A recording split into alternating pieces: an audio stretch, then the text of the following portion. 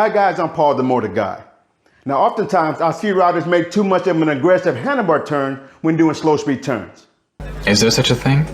In this video, I'm going to cover how a good handlebar turn should look. So hang tight.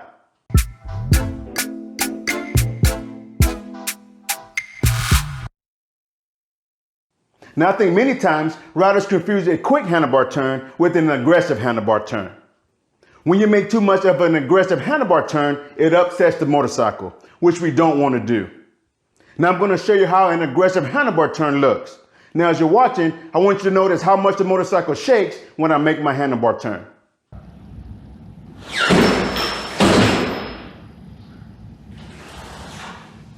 When it comes to riding a motorcycle, you want everything to be smooth. It doesn't like anything jerky. So then, how should your handlebar turns be? Well, your handlebar turn should be quick but smooth. This way the motorcycle isn't upset in any way.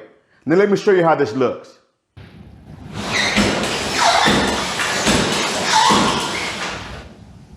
Again, this is how an aggressive handlebar turn looks.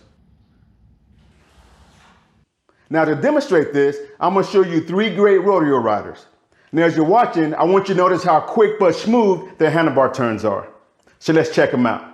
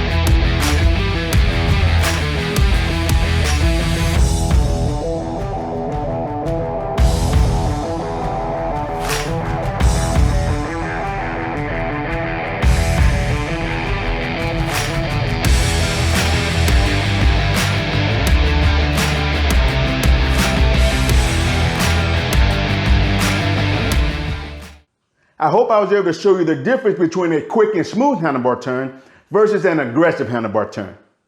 Now, if you're having trouble turning your handlebars, I recommend you watching this video where I go over the common handlebar turn mistake I see. Now, until next time, you got it. Practice, practice, practice, and ride safe.